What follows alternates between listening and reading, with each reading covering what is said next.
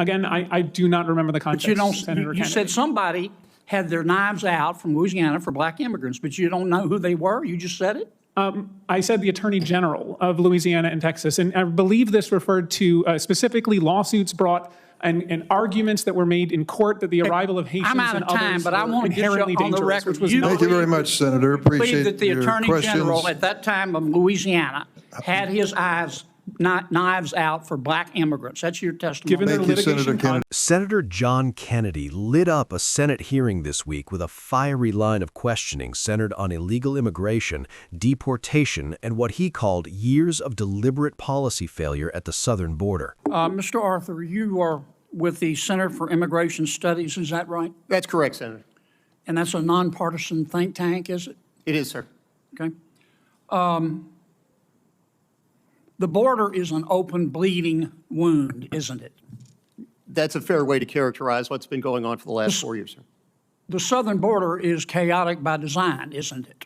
Yes, it is. I've been covering the border for 3 decades, and yeah, it's pretty chaotic. Would it be fair to say that the broken southern border is man-made? It would be fair to say that, sir, based on policies that have been implemented. And that man's name is Joe Biden, isn't it? That would be a fair assessment, yes, Senator. Under President Biden, if you wait in line for legal immigration, you're a chump, aren't you? When you look at the benefits that have been given to people and the speed at which they've been released into the United States, I would be chagrined if I were waiting. You're a for years. chump, aren't you? Yes, sir. General, Yes, you sir. believe in open borders, don't you? I believe in the rule of law, sir. Right. And it makes you angry that President Trump does not believe in open borders, doesn't it? Senator, I'm not here to discuss immigration policy. I'm here to discuss whether or not we use the military to enforce it. And it makes you angry that most Americans don't believe in open borders, doesn't it? Not in the slightest, sir.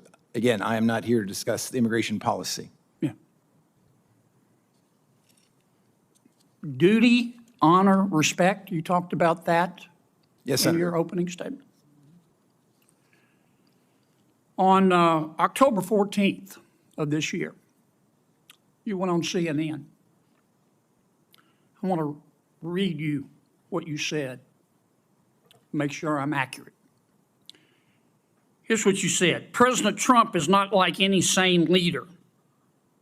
I'm very proud of General Milley for saying that President Trump is a total fascist. To Bob Woodward, if he, as chairman of the Joint Chiefs, is calling the president a fascist, I'm so proud of him for breaking that barrier. The challenge is because most MAGA Republicans, they don't understand what fascism is. The reality is that they are, in fact, fascists themselves. Did I read that accurately? Senator, I am happy to discuss my personal perspectives with you separately at any time. That's not the purpose of the hearing today. Did I read that accurately? I believe so, yes. Yeah.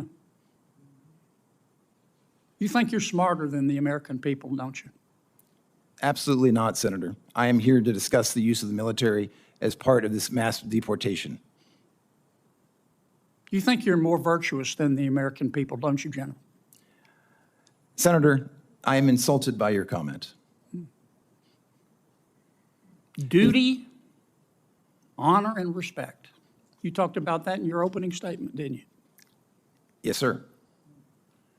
Ms. Moran said, I wrote down her words. She said, by their actions, you know what someone's character is like. You agree with that?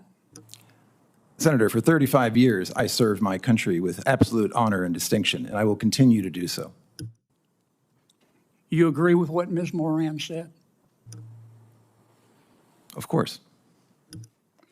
Mr. We've got a few minutes left. 23 seconds. Well, actually, you let Ms. Klobuchar go well over, so I'm assuming you'll extend me the I'll same. give you the courtesy. same minute I gave to her. You gave it a minute 20. I timed it. You're using. I watched you like a hawk, Dick. Mr. Melnick, Mr. Reichlin Melnick, you believe in open borders too, don't you? I do not, Mr. Kennedy. Okay. On November 1st, 2022, you tweeted, both Texas and Louisiana have their knives out for black immigrants. Do you remember that tweet? I don't, but it's quite possible. What Texans, it's not only possible, it happened. You're not denying it, are you? No, I'm saying, referring What to the Texans? context. Who are I you actually talking don't to? know the Who context. are you talking to about who in Texas had their knives out for black immigrants? Guessing the context, but my suspicion is Give it me a has to name. do the Give me a Attorney name. General Ken Paxton and Give the me a Attorney name. General of Give me a Louisiana. name. I just did. You don't have a name, do you? I just said Ken Paxton. You don't have a name, do you? You just said it, did you? Just said Ken Paxton. All right, how about Louisiana? You said Louisiana has its knives out for black immigrants. Who in Louisiana were you talking about? Again, I'm not certain. That was 2 years ago, and as I'm sure you know, much has happened in the last 2 years. Well, did you say it? Again, I do not remember the context. But you don't. Senator You Kennedy. said somebody had their knives out from Louisiana for black immigrants, but you don't know who they were. You just said it. I said the Attorney General of Louisiana and Texas, and I believe this referred to specifically lawsuits brought and arguments that were made in court that the arrival of Haitians I'm out and of time, others but I were want to get you inherently on the dangerous, record. which was You not. Thank you very much, Senator. Appreciate Believe that the your Attorney questions. General at that time of Louisiana had his knives out for black immigrants. That's your testimony. Given their Thank you, litigation Senator Kennedy. conduct, yes. Senator Hirono. Taking on multiple witnesses, Kennedy pressed hard on accountability, framing the crisis as a man-made disaster driven by political decisions rather than circumstance. The exchange quickly turned tense, with sharp contrasts between enforcement-first lawmakers and witnesses, who pushed back on tone, intent, and character attacks. It was the kind of hearing that reminds everyone just how divided Washington remains on border security, national sovereignty, and the rule of law. If you want more breakdowns like this, make sure to subscribe. At the heart of the confrontation was a broader debate, whether America's immigration system is being undermined by lax enforcement or whether tough rhetoric is drowning out serious policy solutions. This hearing shows exactly why immigration remains one of the most explosive issues in American politics. Voters want security, order, and compassion, but they also want leaders who stop talking past each other and start delivering results. When legal pathways feel ignored and enforcement feels optional, confidence in government erodes fast. Kennedy's aggressive approach resonates with many Americans who feel unheard, while critics argue it oversimplifies a complex problem. Be sure to subscribe.